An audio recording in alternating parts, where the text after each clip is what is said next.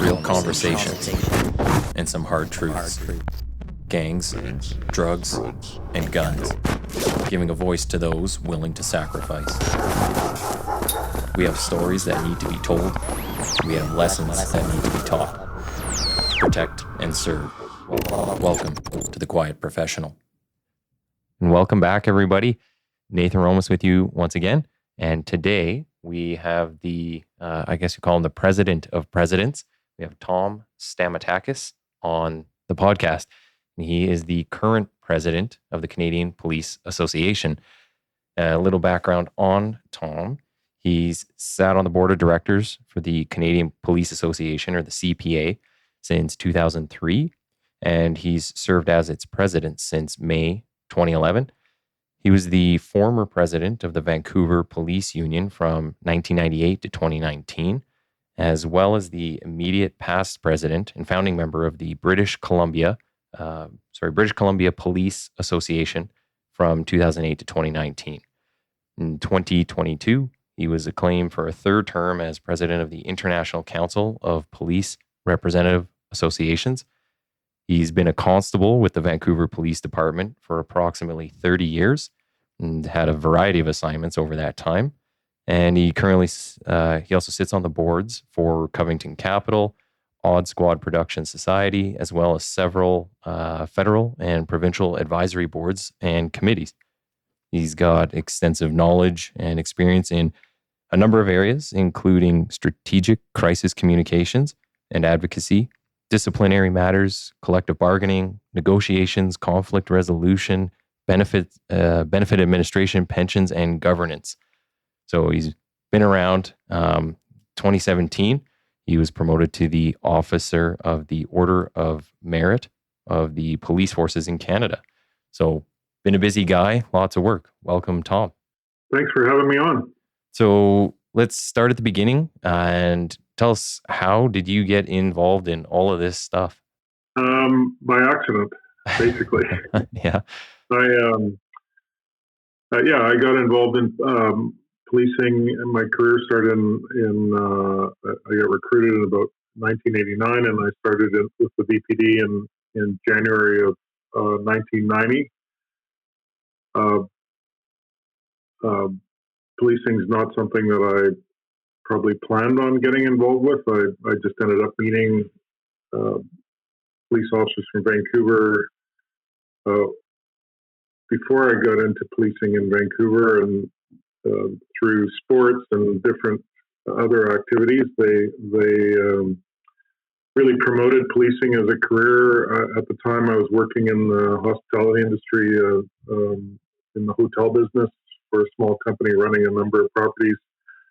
Working a lot, and they made policing sound attractive, so I thought I'd give it a try. And then I like I said, I started in 1990, and all of a sudden it's 30 years later, and been very busy and learned a lot, and have enjoyed my experience. I'm not kidding when I say by accident. I don't think anybody gets involved in a policing career to become a full-time association representative or an advocate for police personnel the way I have over a long period of time. And when I was in my policing career, it was the same as many other people who get involved in policing. I was predominantly an operational cop. I was involved in a number of different activities, including with our emergency response team, public safety unit. My last job or assignment was in our training section as a force options instructor, firearms instructor. So, I was just doing the kinds of things that most people typically do in their policing careers. I did, I was fairly active in the sense that I attended, our union meetings and kept up to speed on what some of the issues were. And again, through relationships, a couple of the board members at the time at the Vancouver Police Union, encouraged me to run for a vacancy, and I did. And then that turned into becoming the president of the police union and effectively staying there for a long period of time. And it really wasn't by design. It was just a question of, it just seemed like every time I thought of leaving the union or the association to get back into my policing career, there'd be another round of collective bargaining or some other controversial issue involving a number of members. And I seem to always think, oh, I'll just deal with this next round of collective bargaining, or I'll deal with this next contentious issue. And then once that's done, I'll go back to my policing career. And then, next thing you know, it's quite a few years later, and you get pretty invested, and I just never managed to do that, I guess. So that gives you a bit of the context around why I've ended up in these different roles. I mean, I can talk about the different roles if you like, but I'll turn it over to you with any other questions. Well, one thing I always find interesting to talk about too is, so you said you started in January 1990 with the Vancouver Police. So only a couple of years after the Charter of Rights comes into effect, what was kind of the impact, or did you see any impact at that time? I know you're brand new, but was it fully implemented? Do you find it's been a real work in progress over, well, we'll say now like the last couple decades, but at that time, what was policing like compared to today?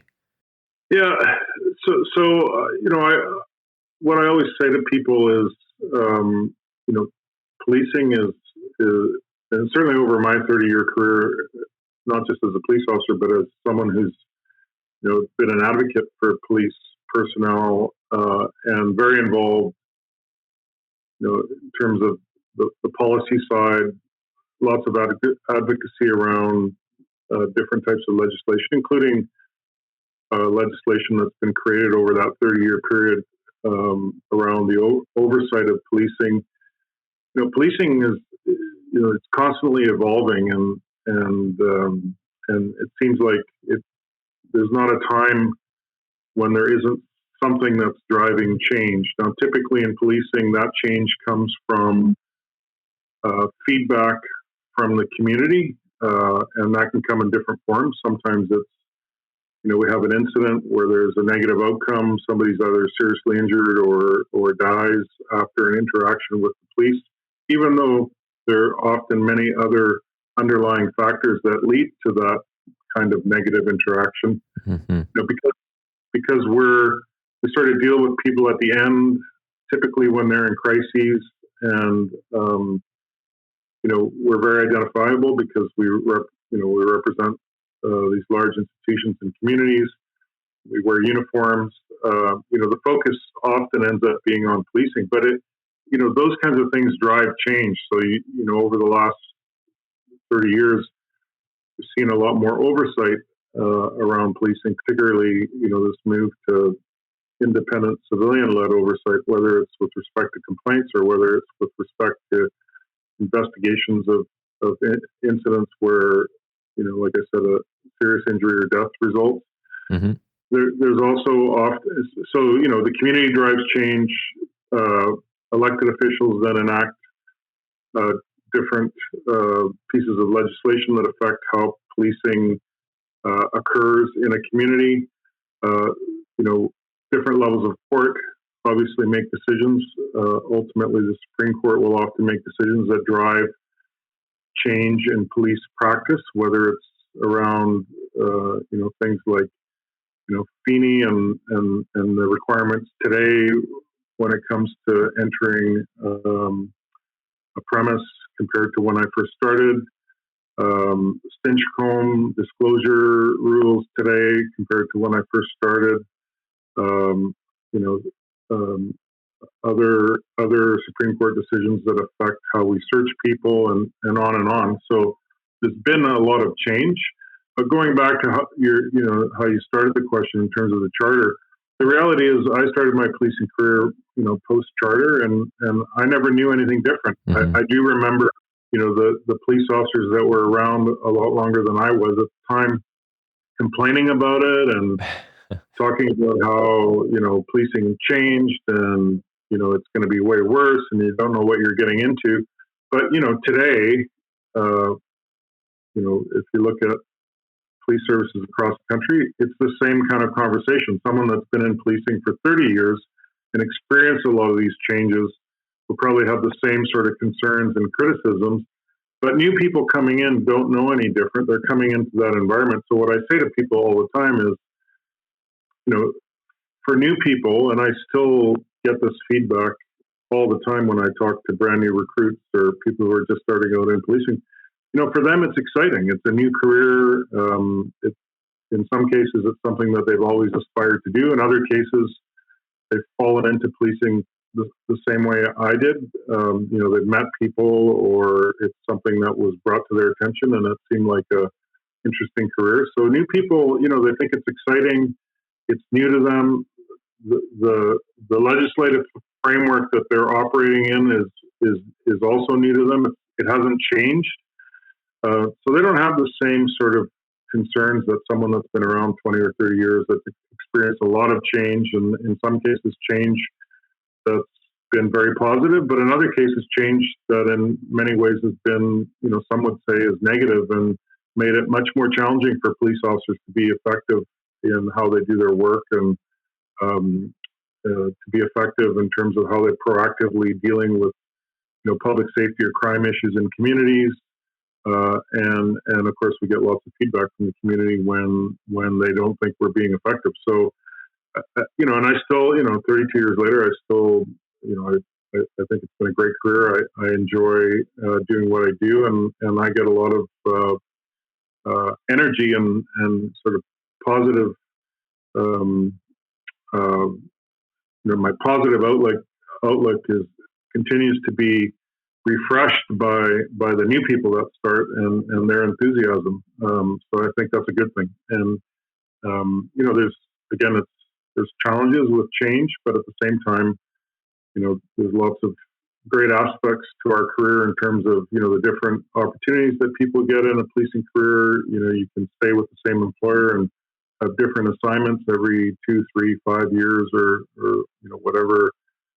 However your career progresses, and there's not a lot of professions or other industries where you can do that, where you can have that kind of change and constant opportunities for learning and training and acquiring new skills. So I think those are some of the positives. Now, we also have a lot of challenges, of course, because of the nature of the work, the trauma that people are exposed to, and those kinds of things. But I think every generation of new police officer, they come in enthusiastic. It's an exciting career, and then things happen that change the environment, and that can have sometimes a negative effect. Well, yeah, and kind of going to your point about when you got in, and the more experienced members who've been on pre-charter, I think even the same might apply today, where you'd say to those members, don't complain about change for the sake of complaining, because it's kind of a lazy argument. It's I'd say the goal would be for them to make sure we aren't repeating the same mistakes. So you're there as the experienced person. How about say, hey, we've been here before. We don't want to do this again, and here's the reasons why, and have an example, and better yet, a solution.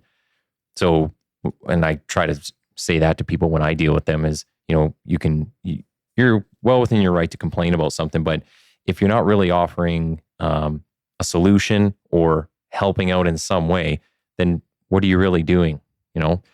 And on that, I guess, is there any specific point or couple things that drove you into the advocacy side of things? Is there like a certain event or culmination of events that made you such a staunch supporter of police and want to go down this route that you're on? Yeah, I don't know. That's an interesting question. So I totally agree with what you're saying. I mean, I think, I've always sort of taken the approach that if you don't like something, or if what's the solution, or how can you approach it so that you can get to a better outcome? And so I completely agree with that. And the other thing to remember is often, a lot of these changes that seem to get imposed on policing, they're changes that have resulted from something that we haven't done very well, whether it's an individual officer that's done something that's had a ripple effect, or whether it's policing generally that has taken an approach to an issue, whether it's a law enforcement issue or some other kind of community or public safety issue, that the communities turn around and said, no, we don't like that approach, so we want you to change. So I think that's always important to keep in mind. Like, a lot of these changes that we feel are being imposed on us are really happening because of things we've done. It's not, many of them don't just come out of the blue. Mm-hmm. And there's always lots of room to debate. In terms of why, I mean, I guess when I first started, like I said, I was always engaged with the association, with the union. I sort of kept up to speed in terms of what the issues were. I was just generally interested. I think when I look at, some of the equipment and health and safety issues when I first started, and how much attention was being paid to those issues, clearly not enough. We've made some real gains, and I know while I was president of our local union or association in Vancouver, tremendous improvements around equipment, right from things like footwear to uniforms to protective vests to gun belts, and so just to me, I just enjoyed sort of advocating on behalf of our members and trying to be part of achieving some of those improvements and gains. And it just seemed like there was never any end to the kinds of issues that we could address. So, and I felt like,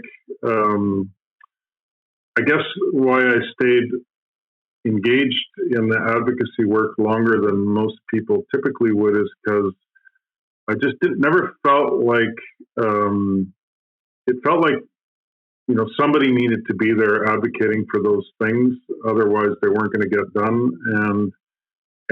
And then ultimately, I think I decided that I had a lot more influence and ability to influence outcomes in this role, or at the time, and as the president of the local association, than I would have had I gone back to my policing career and sort of just become another cog in the wheel, and trying to, work through some of the bureaucracy that exists in our organizations, particularly larger organizations like, you guys in Edmonton, Vancouver, the major city mm-hmm.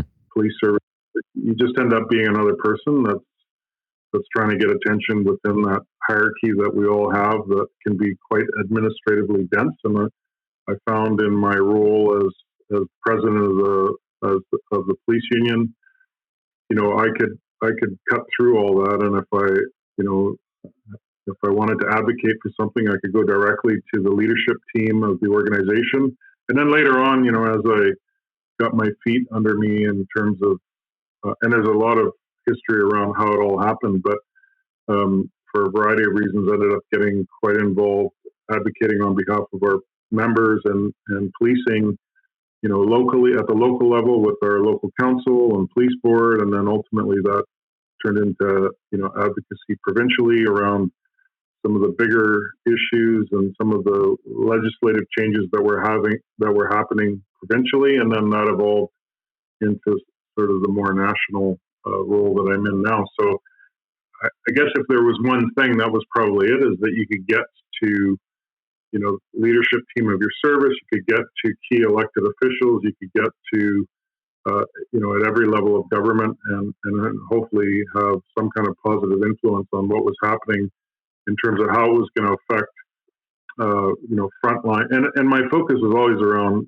how is it going to affect frontline police personnel? And because my operational experience was operational, I worked, I always worked on the road and shift work, took on other stuff in addition to that. I was trying to look at things from the lens of the person that is working shift work, that's dealing with, managing, the radio calls, mm-hmm. and on weekends, and at 3:00 in the morning, you said you're going a night shift tonight. So I always try and think of, what's that person going to think, or what's important to that person? Because to me, I think that's the toughest job. that's the job in policing that's the most demanding in my view, and where people have the least control over their workload, and the least control over their schedules. And I realize there are many other difficult, challenging jobs in policing, including our follow-up investigators, whatever section they're working in. I'm not saying that those positions aren't demanding, but as a detective and a DO in a detective office, I still have a lot more control over my work. Even though it might be overwhelming in terms of the number of files I'm carrying, I have a lot more control over that work than someone that's responding to dispatch calls over the radio, right? So yeah, and I think an important part of what you're saying there too is finding people that are motivated or want to get into those places where they can kind of see a positive change and have an effect on the greater membership, right? And definitely an advocate for the front lines is always needed, because we don't always get that from management within the organization. And then sometimes, depending on things like city council, provincial or federal governments, a lot of people that have a lot of different influences on the membership, whether it's through legislation or right down to making decisions about equipment. We need as many advocates as possible. So it's and I think so. The challenge in policing is, unlike other sectors, I don't think anybody becomes a police officer to be an advocate. In the sense that I don't think we don't recruit police officers to come into our organizations, and most of our new recruits don't have as one of their goals that they're aspiring to become an advocate for other frontline police personnel, or to get involved with the association or the union. Mm-hmm. That's just not part of our DNA as a culture. Typically, people get into policing because they want to be police officers. They want to either make a difference in the community through their police work, or they want to fight crime, or whatever the motivation is. Like if you ask new recruits, what about the association? Most would say, well, I don't even know what that is. What do you mean by that? So that's one challenge that we have. We're unlike other sectors that are a bit more mature from a industrial relations perspective, where becoming involved with the union becomes more of a career plan or a career choice. So that's one issue. The other thing I'll say is, and part of that is because, although it doesn't seem like it at the time, like most of our people who get into those, whether they're supervisory, management, or leadership positions, they're also police officers too. And so there's a lot of alignment in terms of, goals and objectives. I think what happens sometimes is, as you move up through an organization, you get a little bit disconnected. And if you're not, looking at things through the right lens, it might seem like, well, that manager or that inspector or that superintendent or that deputy chief doesn't have the interest of the members in mind. But my experience is, generally speaking, most people are trying to do the right thing. The problem is they sometimes lose their way, right? Because they get too mired in the politics of an organization or their own agenda, and forget, what their role is and what their obligations are when they take on those supervisory, managerial, or leadership responsibilities. And in my view, a big part of those responsibilities are to take care of your people. And that's the job of the association and the union, to remind them of that and push them in that direction. But yeah, you're right. Where it gets a little bit more challenging is once you move outside of the police organization and you start to get these, whether it's different levels of government and other outside groups that can have a huge influence in some of the change that happens, that can have a significant impact on policing. And that's where I think you do need strong advocacy. And it has to come not just from the association, but it also has to come from the police organization. And I think we're still, in Canada at least, trying to find our way. We've historically relied so much on our history and how policing has been perceived historically, and I would say that all changed quite dramatically, sort of in the late 2000s with the global financial crisis, where for the first time, governments were challenged in terms of revenues, and policing. That's probably the first time that I recall where policing came under so much scrutiny with respect to costs and budgets and those kinds of things. And that's just something that we weren't ever used to. I mean, it wasn't that long ago where a chief could go into a council meeting and say, I need this many more resources. And most councils would go, okay, well, if the chief is saying that that's the case, then let's do that. But I think that environment's changed quite dramatically. So, we have to find ways to manage through that. And that's where the advocacy becomes critically important. Yeah. And, I don't know how the exact saying goes, but I guess was it like you're the average of the 5 friends you have. So maybe if, when we talk about the chief or deputy chiefs, and if they're always in meetings with council or advocate groups of whatever kind, you start to maybe identify more with them, and it's not necessarily an us versus them thing, but if you're with the police service, you have your people that you're representing. And yeah, sometimes I guess maybe you can lose sight of maybe the front line or how things are really going at the ground level, because you're operating from such a high view. And then, you're not having those daily connections. You're more talking with people from outside who have seen things from a different perspective, but not necessarily the most, say, educated perspective. So, yeah, it's definitely a challenge. Well, the challenge is in policing, again, because of our hierarchical structure, sort of influenced a lot by, military rank structures and what have you. I really think that that's allowed us not to pay enough attention to, things like succession planning, the right kind of decisions with respect to who we put in leadership positions, making sure that they have the right kind of training and support. And so, we've for the most part, succession planning happens in a fairly haphazard way, and it really depends a lot on each organization and who happens to be in charge of that organization at a particular time and what kind of effort they're putting into doing those kinds of things. So, we typically promote cops who, in some cases, you could be a great B cop, so we're going to make you a supervisor. You might have been a really good supervisor managing a team of 8, 10, or 12 people. Then we're going to make you a manager. But each of those different levels of responsibility have different things that go along with them. We don't often prepare people really well for that. And then, because of what you alluded to, sometimes if you surround yourself also with people that agree with you all the time, or you create an environment where you're not,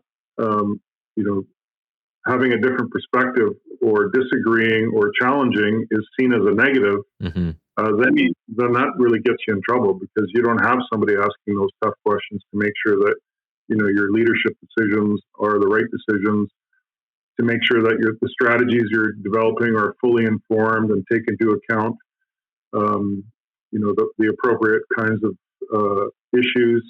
And then the other big thing I see in policing is, because cops are really good at managing crises, because that's what we do. If you think about it in terms of, your job as a patrol officer or working patrol, whether you're a constable or a sergeant or a corporal, you're going from call to call to call, trying to put a lid on those calls as you get them. You don't have the time or capacity to actually solve the problems. What are the underlying issues that are driving that call? We deal with crises. So what happens is, if that's what and what you're good at, as you move in through an organizational hierarchy, you just keep doing that. And in policing, the problem, one of the underlying problems or, or factors that's leading to some of the challenges we're facing today is that we keep trying to deal with the crisis. So we keep saying okay to everything. And I think you fall into a trap sometimes when you're in leadership positions where you are dealing with all these competing demands and lots of demands from the community, particularly now where, we've got lots of, there's lots of ways for people to express dissatisfaction around policing, whether it's social media platforms or how mainstream media or reporting. Like anybody can be a critic or an activist. It's easy to fall into the trap of just trying to appease those people. So if you're not balancing, who your different audiences are, and if you're not prioritizing your internal audience, which are your people, and making sure that you're fulfilling your responsibilities to your people in terms of, making sure that they're healthy and safe, properly resourced, those kinds of things, then that's where the disconnect comes often, and that's where you can often see conflict in organizations where, the people that are actually doing the work are feeling disenfranchised because their leadership team's not communicating properly, or they don't feel supported, or all of those kinds of things. And I think that's where there's a lot of work that needs to be done. And it's, our environment has changed. Like in the early 2000s, we saw provincial governments across the country, make decisions around deinstitutionalizing people's mental health issues. We've seen a real shift in focus when it comes to how we respond to substance use issues. And at the same time, we've seen a reduction in the federal government's investment in healthcare across the country in terms of supporting provinces. There have been cuts to many other services. All of that, the effect of all of that is led to all this downloading where, because the police are still one of the few agencies out there that are available 24/7, we become catch-all for everything. So now, maybe, when I started in the 90s and before that, you were predominantly dealing with more traditional crime issues, whereas now we're dealing with not just the crime issues, which are growing, but also all these social issues that if we don't deal with them can lead to disorder and crime. So then therefore we're stuck, managing, people with mental health crises in our communities, people with serious substance use issues in our communities, which then lead to, them getting involved in crime or being hard to house or all of those kinds of things. And we're just not getting the support. And we've historically taken all that on without saying, okay, yeah, we can do that. But if you're going to deinstitutionalize, you need to reallocate some of the savings you get from that to policing. To cut, your services in whatever your Department of Social Services is called in Alberta, then you need to reallocate some of that funding, et cetera, et cetera. And it's been the opposite, right? So maybe we'll get to some of those kind of narratives. I want to go back maybe a little bit. But can you explain what the CPA does exactly? So where you kind of fall in the greater view, I guess, of all the associations that are out there. So what is the CPA, and then what do they do? Sure. So the Canadian Police Association is really an advocacy organization. So we're an umbrella organization made up of predominantly municipal and provincial police associations across the country. And what we do on behalf of those organizations is we will advocate federally around issues that our member associations tell us are important to them. So part of that is, liaising regularly, predominantly with the federal public safety minister, justice, health, around some of these issues that I've mentioned or that we've been discussing. We also maintain relationships with other, what I would call national stakeholder groups. So, for example, the Canadian Association of Chiefs of Police, Canadian Association of Police Governance, which, your police commission in Edmonton will be a part of. I sit on a number of these, I think you alluded to it at the opening, national organizations like the Canadian Police Knowledge Network, part of their advisory board. So we try and have a relationship with a lot of these federal, national organizations that get involved in whether it's public policy discussions or are advocating themselves for legislative change. We try and get involved in those discussions on behalf of frontline police personnel in Canada, so that your own local association can focus on your local issues, dealing with the typical sort of health and safety, labor management, grievances, collective bargaining locally, without having to worry about also having to advocate at the federal level. So that's generally what we do. We have collectively probably about 60,000 members across the country. Right from some of the smaller organizations to Toronto, the Toronto Police Association being one of the largest municipal associations, to the Ontario Provincial Police Association with about 10,000 members representing police officers in the province of Ontario. So it gives you sort of a really brief overview of what the organization does. We will, we do polling across the country just to get a sense of how Canadians feel about different policing issues. We share that with our member associations. We'll also often intervene in police cases that are either at the level of a provincial appeal court, or that make it to the Supreme Court. We'll intervene on behalf of policing if we think it's a case that's of national significance. We'll also assist our member associations with putting together policy papers or position papers on issues that affect policing nationally. So a couple of those, for example, that are more recent or topical, is we put together some guidance around workplace impairment policies, for example, or we did a paper, a policy paper around vaccine policies and how to manage those in your organization as an association advocating for members. Tried to pull together, the legal context. Okay. So those are the kinds of activities you get involved in. Yeah. Well, and so maybe we'll get onto some of those topics or narratives. And what are you seeing across the nation? I guess you probably being one of the most and one of the better positions to give maybe a national picture of some of these things. But let me know if you're not. What does recruiting and retention look like across Canada? And is it better or worse in certain areas, or is it kind of consistent across the nation? So federally at the moment, I would say, sort of the top three issues that we're spending a lot of time on,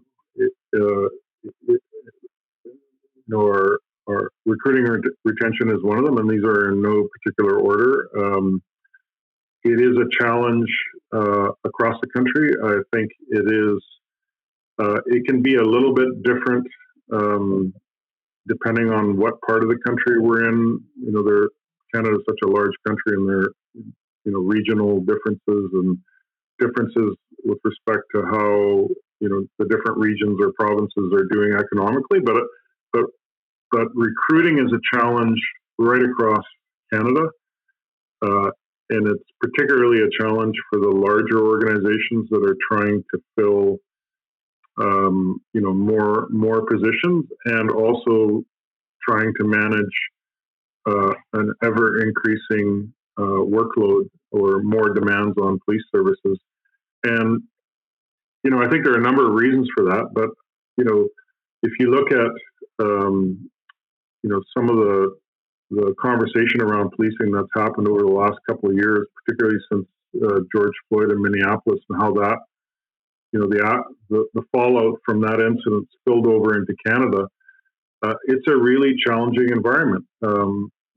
We're asking people in a very competitive labor environment where we have pretty high standards with respect to who we think is suitable to get involved in policing. We're asking them to come into a profession where we're saying, look, we're going to pay you what X number of X salary, which is not much more than you could find in other sectors, and we're going to expose you to a whole bunch of trauma and make you work shift work and weekends, miss family events or events with your friends. And so those people we're trying to recruit have other options where they can go get the same or even a bit less of a salary, but not have to work shift work and not have to work weekends and not have to deal with being exposed to trauma at a significantly higher rate than most Canadians will ever be exposed to over their lifetime. We expose a lot of members to more trauma in a day sometimes than most people will experience over the course of their entire life. So recruiting and retention is a significant challenge. We're having conversations around the country about what can we do about it. I think there are some things we can do. We need to update our recruiting strategies to better reflect the kind of people that we're trying to recruit and what their priorities are, as opposed to recruiting based on what our priorities are. I think we need to make some changes to our organizational cultures that better support the kind of people we're trying to recruit and their values. And we need to get past our historical attitude when it comes to people coming into our organizations where we're kind of doing them a favor bringing them in, as opposed to, hey, actually we need them to come in and we need to be more responsive to what their values are and what their priorities are. So I think that's going to take some work and it's going to probably take some time, but it's something that we need to address, because the conversation that's happened over the last 2 years, like, why the hell would anybody want to get involved in policing when everything you do occurs in a fishbowl? And now there's all these different platforms where anybody can jump in and criticize and second guess what you've done. And typically what you do happens in very dynamic circumstances very quickly. You don't have the option to take a time out and consult a playbook or get some advice. These things happen quickly and people have to make decisions quickly. And then everybody then spends, a year, 2 years, or however many years after the fact criticizing and second guessing. So, it's challenging to say to people, look, come into that environment and it's going to be great. You're going to enjoy it. Now, we offer things that I think are appealing to people, but it's a challenge. And so that, the next piece is the whole mental health and wellness piece, and how do we do better with respect to that. And there's some real challenges there, which I'm happy to talk about. And, the third piece that we're really focused on right now is, and again, it's something that's really become more acute over the last couple of years, is just how more frequently people are protesting around any number of things. And often the things that people protest about have nothing to do with police and anything the police service has done. It's got to do with, whether it's government policy or global issues or the environment, climate change. And our members are often stuck in the middle of that. And there's some real implications that we're trying to look at and identify so that we can advocate around them. But one is, in most cities, and particularly in smaller communities across the country, our police officers who are policing these protests are doing it in addition to their regular duties or their regular responsibilities. So there's a whole issue of fatigue and burning people out. The second thing is, often, you're policing protests where some of the protesters are becoming quite, violent and angry.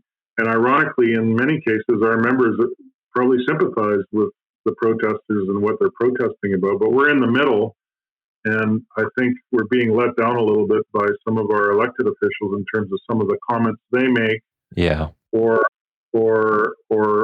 their responses to protesters and their willingness to allow some of the protests to happen without considering the implications for the police personnel that ultimately have to deal with them. So that's sort of a third priority issue, if you want to call that, for us nationally, and trying to advocate for the federal government to take a bit more of a leadership role in terms of the narratives that they put out there.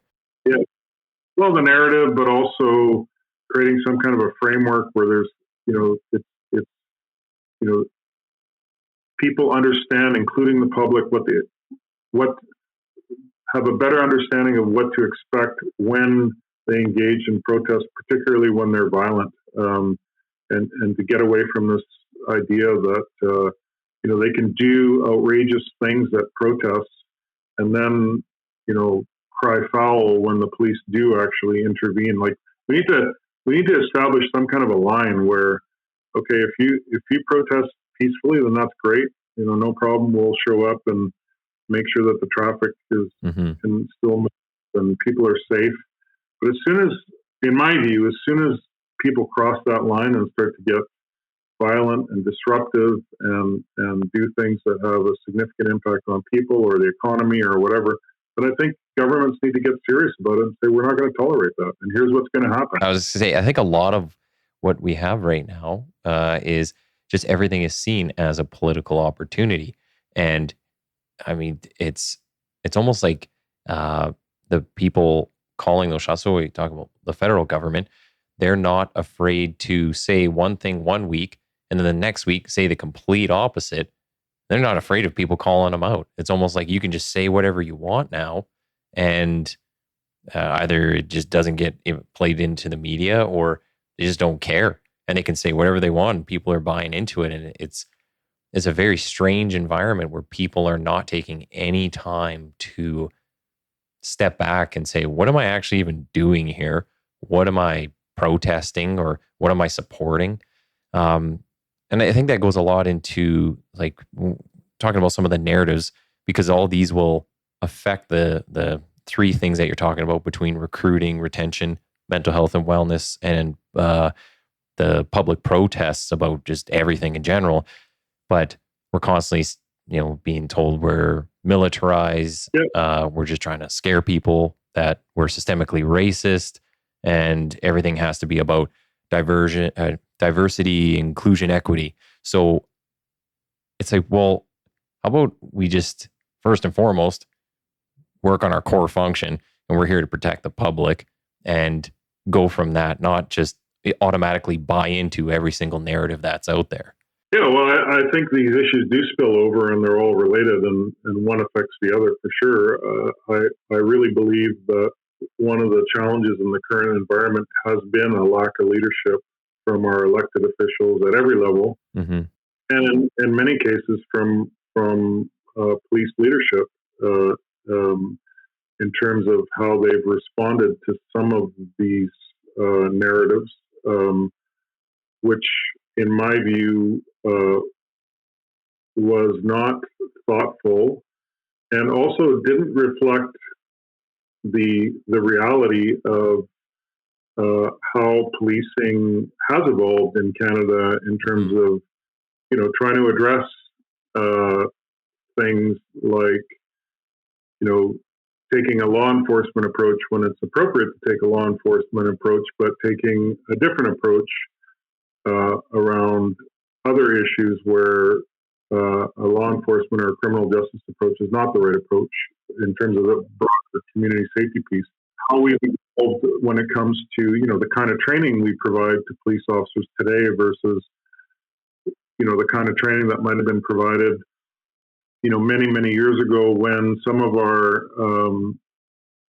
policies and procedures were discriminatory in terms of how we responded to different groups within our communities. So, for example, it wasn't, in Vancouver in the 60s, we had, the approach, we were arresting in policing, we were arresting gay people, for example, which today we would say, well, it's not appropriate to do that. So, there's been a lot of changes, and what was unfortunate in my view, particularly over the last couple of years, and that's why I say I think policing's been unnecessarily politicized, is when people were raising issues around whether it's defunding or systemic racism or criticizing the police in some other way, nobody stood up to say, okay, yeah, look, we're not perfect, and we need to continue to learn and evolve and get better. And if there are groups within our community that are saying they're not happy with how their interactions with the police are happening, we have to listen to them.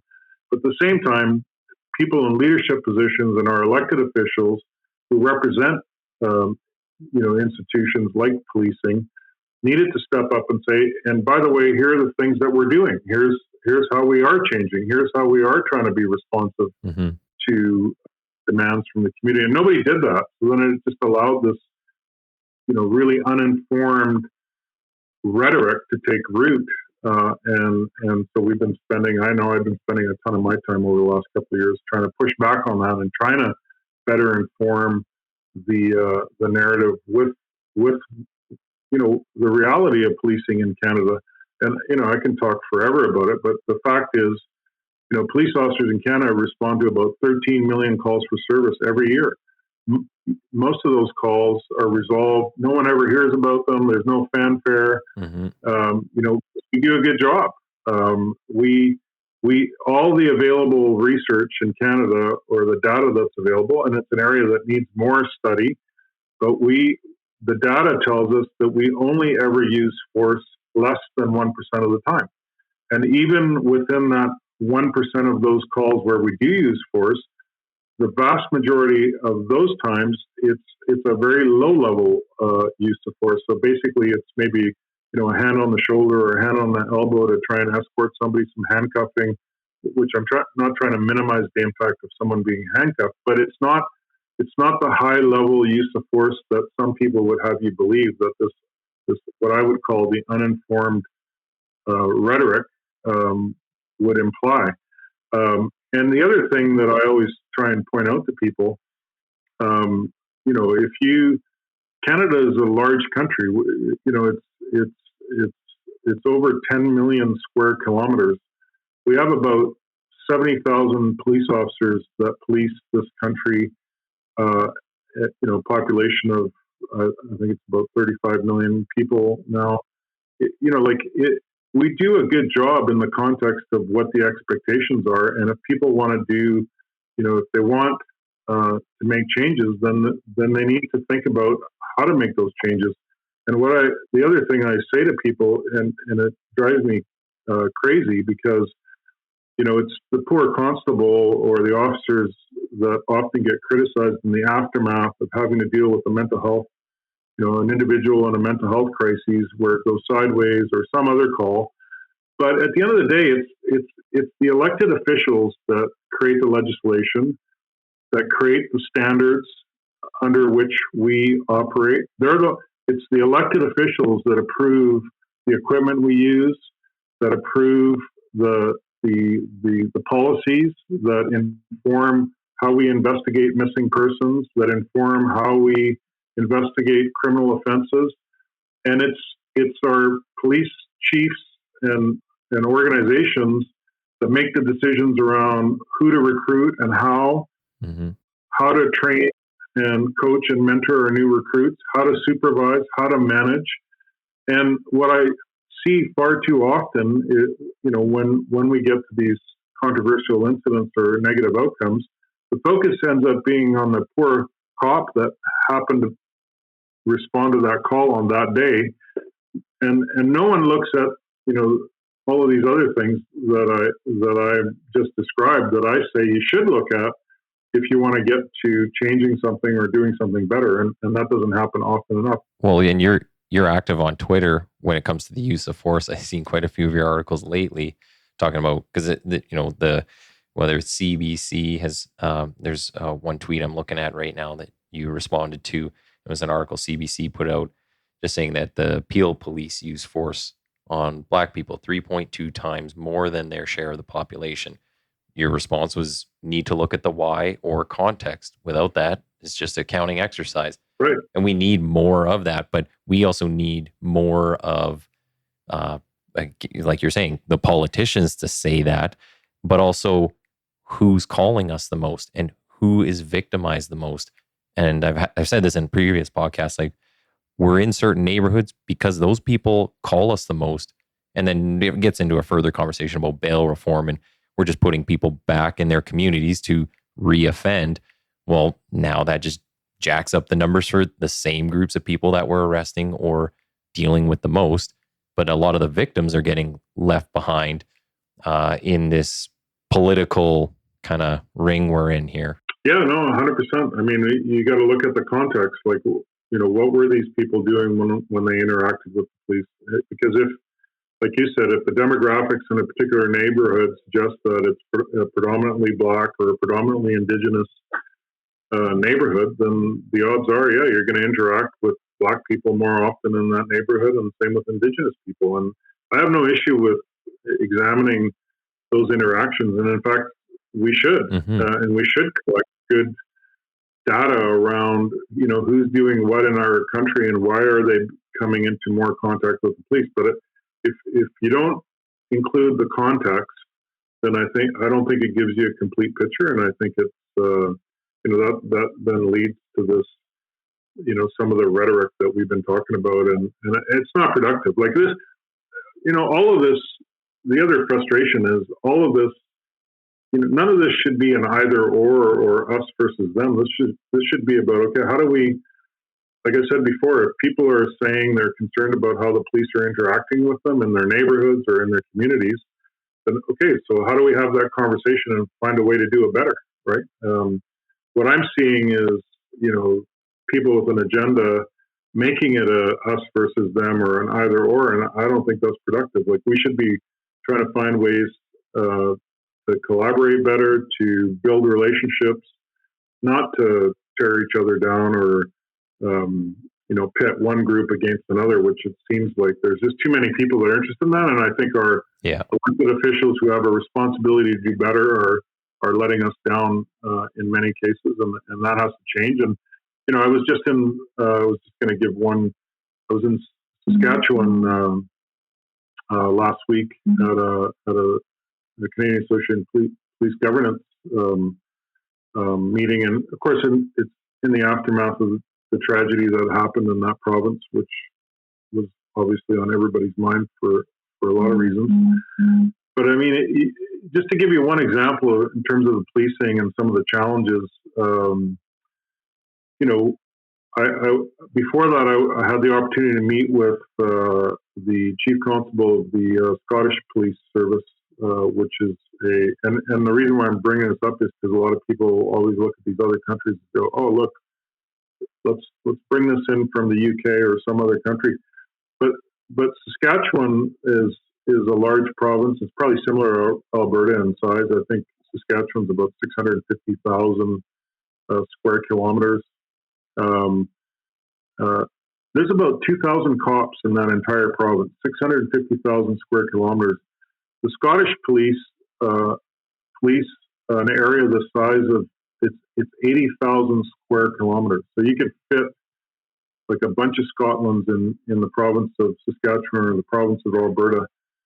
They've got 12,000 police officers policing that country, that size of country. So, people want to criticize the police because, we're not in every community or we're not doing this, we're not doing that. But again, and going back to what I said before, then you need to have a more thoughtful conversation about it. Because if we want the police to be more involved and more engaged, then you got to build the capacity to be able to meet the demand. And we're not doing that in this country right now. We're not doing that as a country. We're not doing that in different jurisdictions. And so tying back to your recruiting retention comment, I mean, we're losing people because they're retiring or they're leaving the profession altogether because they can't, they've had enough, too much trauma, too much criticism. But we're also having a tough time bringing new people in to replace them. Never mind trying to meet, the ever-growing demand. And it's not a sustainable model. It's just not going to work. Yeah. So the one thing I just wanted to touch on, we're kind of coming up on an hour, so I said keep you about an hour, was just what do you see as the future of policing? Are there any sort of changes coming that you know of, or things that you're really working toward, whether it's you yourself or through the CPA? What's kind of on the horizon for policing? I think policing, it's going to continue to be a challenging environment for the foreseeable future.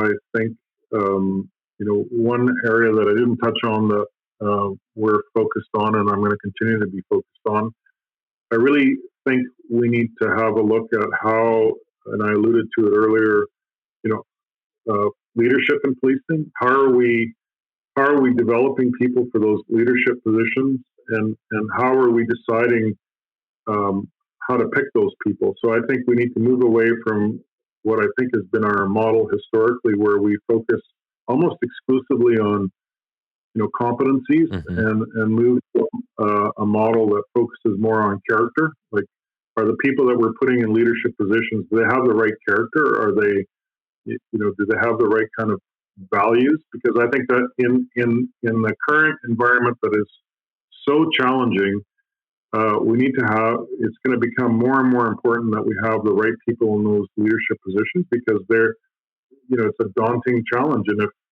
if you don't have the right, so competencies are important, but if you don't have the right kind of character that can meet these challenges, then I think, it's only going to get worse. Yeah. So I think we're going to be in for a couple of, more tough years in terms of resources, in terms of addressing these issues. On the other hand, there are conversations that are happening around some of these things, and we're going to continue to push to change, the current narrative and attitude we're seeing from our governance authorities, our funding authorities, and our elected officials who are responsible for policing in each of our provinces, to move to a model that's a bit more sustainable, because, like I said, the current model is not. Now, having said that, I think what's also sadly going to help us move in a more positive direction is, look, we don't have enough capacity. The demands are increasing, so you're starting to see a lot more symptoms of that in our communities. More violent crime, more public disorder issues, and it's having an effect on community safety and quality of life for citizens in our communities. And it doesn't matter whether you live in a city or a smaller town or village. I think, it used to be that a lot of our social disorder issues were more obvious in cities and less so in smaller communities. But that's changed. I think, if you travel around most provinces, you can go to a big city and see, issues related to mental health and substance use and people with housing challenges. But you can find those same things in smaller towns as well. So I think that's going to put some pressure on our people in leadership positions to do something about it, and I think ultimately that'll help us.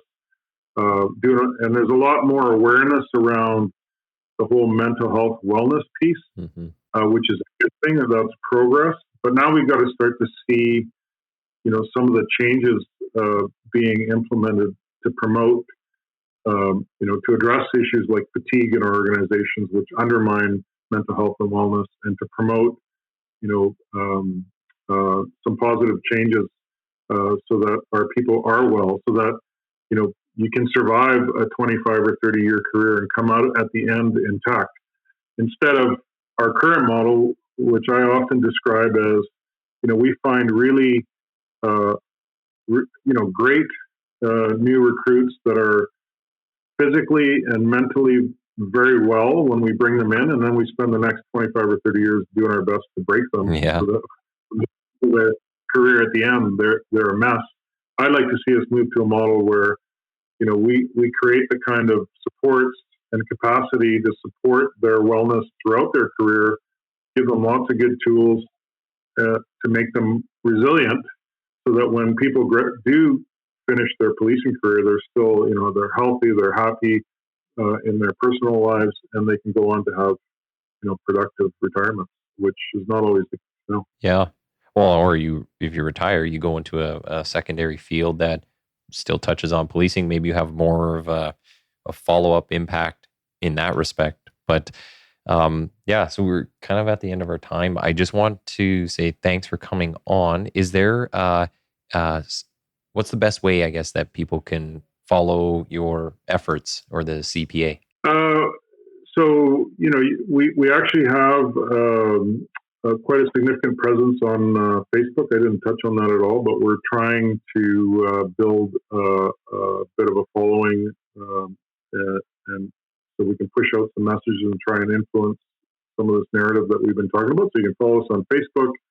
Certainly follow me on Twitter.